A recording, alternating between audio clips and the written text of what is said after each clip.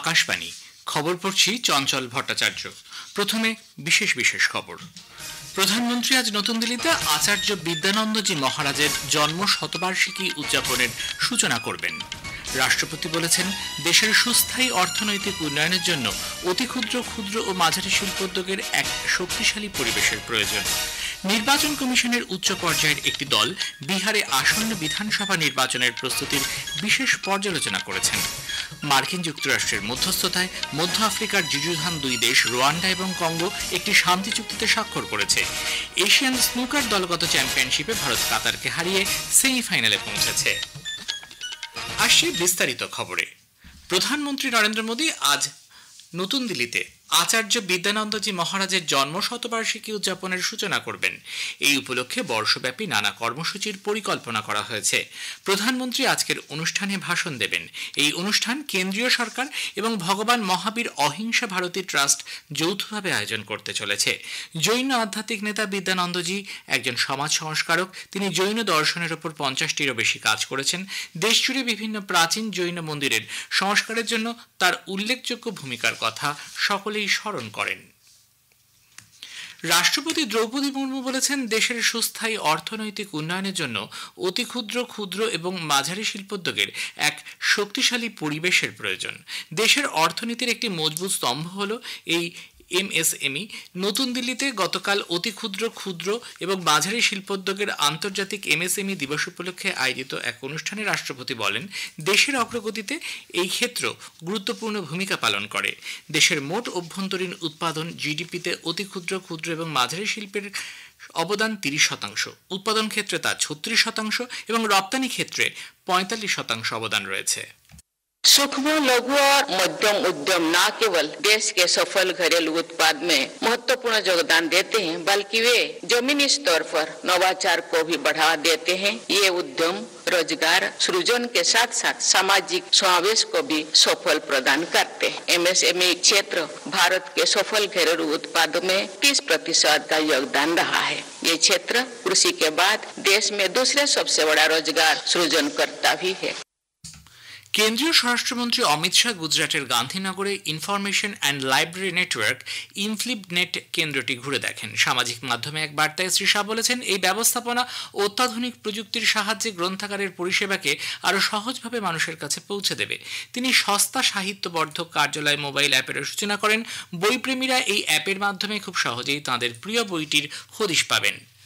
স্বরাষ্ট্রমন্ত্রী 2029 সালে বিশ্ব পুলিশ ও দমকল ক্রীড়া প্রতিযোগিতার আয়োজক দেশ হিসেবে ভারতকে মনোনীত করায় আনন্দ প্রকাশ করেছেন।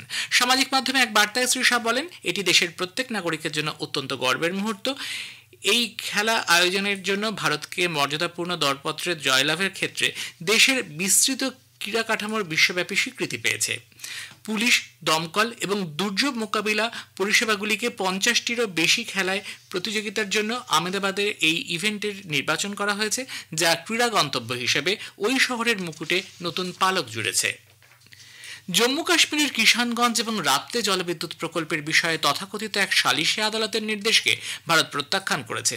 1960 সালে সিন্ধু জলচুক্তির আওতায় গঠিত অবৈধ এই সালিশি আদালতের দেওয়া রায়টিকে বিদেশ মন্ত্রক খারিজ করে দিয়েছে। পাহেলগাঁওয়ে জঙ্গি হামলার পর সিন্ধু জলচুক্তি থেকে ভারত বেরিয়ে আসার কথা ঘোষণা করে।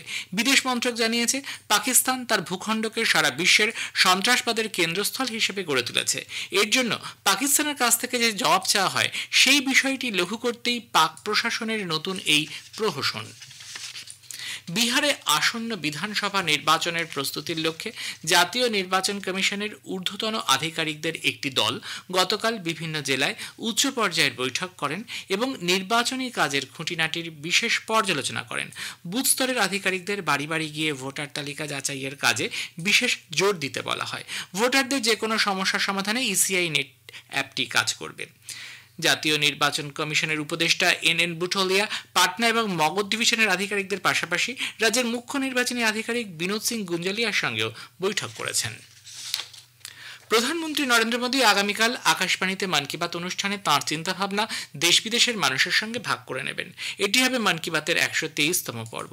বেলা 11টা থেকে আকাশবাণী এবং দূরদর্শনের সবকটি প্রচার তরঙ্গ এবং আকাশবাণীর news on AIR website, mobile app, প্রধানমন্ত্রীর দপ্তর ও তথ্য সম্প্রচার মন্ত্রকের ওয়েবসাইট ও ইউটিউব চ্যানেলে মন কি বাত সম্প্রচারিত হবে।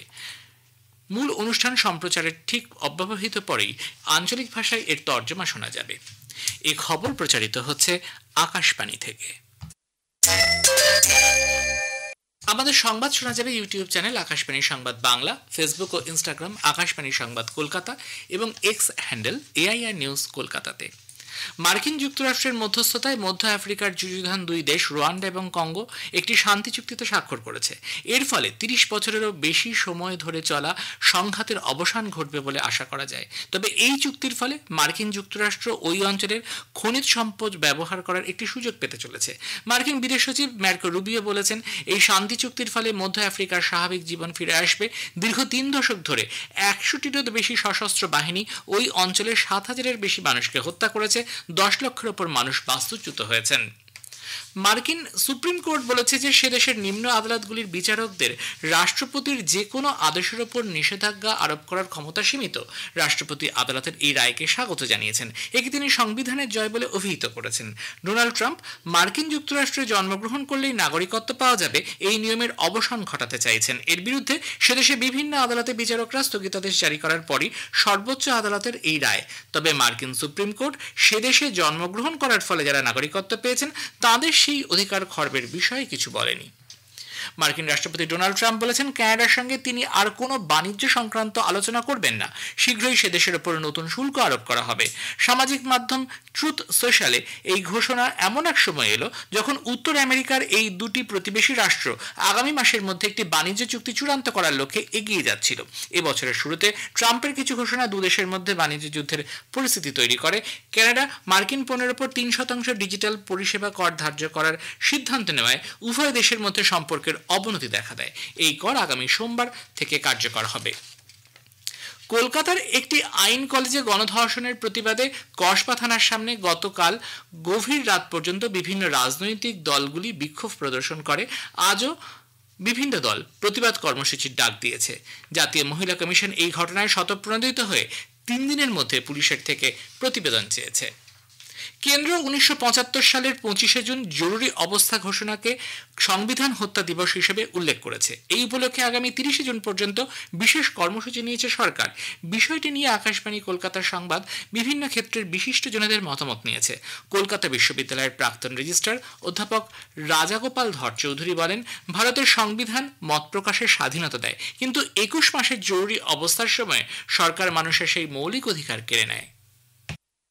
শাসনের 3টে যে বিভাগ, যারা আইন তৈরি করে লেজিসলেশন, যারা সরকার পরিচালনা করে এক্সিকিউটিভ এবং যারা বিচার দেয় জুডিশিয়ারি, এই 3টের স্বাধীনতা আমাদের সংবিধান স্বীকার করেছে। কেউ কারোর অধীনে নয়। এটাই ভারতের সংবিধানের বিশেষত্ব। কিন্তু দেখা গেল যে জরুরি অবস্থার সময় এক্সিকিউটিভ বা সরকারই হচ্ছে সবার উপরে, সেই সবাইকে লেজিসলেটিভ এবং জুডিশিয়ারিকে নিয়ন্ত্রণ করবে, এরকম একটা অবস্থা তৈরি হতে লাগলো। এটা কিন্তু ভারতবর্ষের সংবিধানের যে মূল চিন্তা ভাবনা তার বিরোধী। আমরা দেখলাম সেটা হলো। আগামী 2 থেকে 3 দিন দক্ষিণ পশ্চিম মৌসুমী বায়ুর প্রভাব সারা দেশ জুড়ে থাকবে বলে জানিয়েছে ভারতের আবহাওয়া দপ্তর। উত্তর পশ্চিম মধ্য ভারত, পূর্ব ও উত্তর পূর্ব ভারত জুড়ে আগামী 7 দিন ভারী থেকে অতি ভারী বৃষ্টিপাতের পূর্বাভাস দেওয়া হয়েছে। গুজরাট, কেরালা, মাহে, মধ্য মহারাষ্ট্র ও উত্তরাখণ্ড জুড়ে আজ সারাদিন এরকম আবহাওয়া থাকবে। আগামী 2 থেকে 3 দিন পাঞ্জাব, হরিয়ানা, হিমাচল প্রদেশ, উত্তরাখণ্ড, পূর্ব রাজস্থান ও জম্মু কাশ্মীরে ভারী বৃষ্টিপাতের সম্ভাবনা রয়েছে। মধ্যপ্রদেশ, ছত্তিশগড়, ওড়িশা, ঝাড়খণ্ড, বিহার, পশ্চিমবঙ্গ ও সিকিমে আগামী মাসের 3 তারিখ অবধি এ ধরনের আবহাওয়া বহাল থাকবে।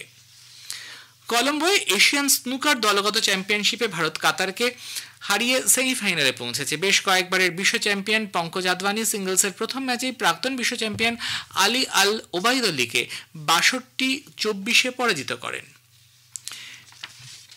মহিলাদের 5 ম্যাচের ভারত ইংল্যান্ড টি-20 আন্তর্জাতিক সিরিজ আজ নটিংহামের ট্রেন্ট ব্রিজে শুরু হচ্ছে। ম্যাচটি ভারতীয় সময় সন্ধ্যে 7টায় শুরু হবে। শেষে বিশেষ খবর আরও একবার। প্রধানমন্ত্রী আজ নতুন দিল্লিতে আচার্য বিদ্যানন্দজি মহারাজের জন্মশতবার্ষিকী উদযাপনের সূচনা করবেন। রাষ্ট্রপতি বলেছেন, দেশের সুস্থায়ী অর্থনৈতিক উন্নয়নের জন্য অতি ক্ষুদ্র ও মাঝারি শিল্পোদ্যোগের এক শক্তিশালী পরিবেশ প্রয়োজন। খবর শেষ হলো, এরপর শুনবেন স্থানীয় সংবাদ।